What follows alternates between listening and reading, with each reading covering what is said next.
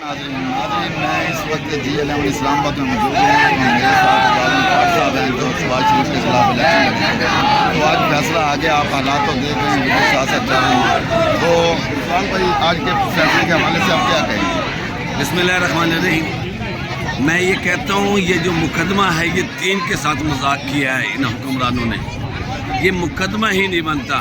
انہوں نے دین کے ساتھ یہ جو کھلواڑ کر رہے ہیں اور جس طریقے سے ججز سے یہ فیصلہ لے رہے ہیں، جیسی سزائیں دے رہے ہیں، یہ بہت بڑا المیہ پیدا کر رہے ہیں۔ ہم کیا کبھی یہ روزے معیشت کبھی یہ لوگ معاف نہیں ہوں گے انشاءاللہ تعالیٰ۔ عمران خان سست ہوئے اور وہ جلد از جلد رہا ہوں گے۔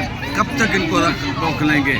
پبلک کا اب یہ وہ دیکھنا چاہتے ہیں کہ پبلک باہر نکلے، مجبور کرنا چاہتے ہیں۔ ہم کہتے ہیں کہ ثانیہ 71 مچ دہرایا جائے مگر یہ اس سائڈ پہ جا رہے ہیں۔ انشاءاللہ تعالیٰ عمران خان رہا ہوں گے، کوئی ڈیل نہیں ہوگی، کوئی جھکاؤ نہیں ہوگا اور صرف قانون کی بالادستی کے لیے ہم لوگ جنگ جاری رکھیں گے۔ انصاف ہوگا اور تحریک انصاف ہوگی۔ افضال بھائی جو عدالتوں کی سچویشن ہے آپ نے بھی دیکھی، یہ پہلے ایک تو دہشت گردی کا پرچہ دے دیا گیا اسی کیس پہ ہمارے مخالفین، آج جو انہوں نے کیا وہ بھی آپ کی نظروں کے سامنے ہے کہ 3 بجے کا فیصلہ لیکن کبھی ایسا ہوا ہے کہ لیڈیز جو ہیں لیڈیز کو کم از کم ضمانت ریلیز ملنی چاہیے، تو آپ کیا یہ سمجھتے ہیں کہ فیصلہ جو ہے ادھر سے نہیں ہوا کہیں اور سے آیا ہے؟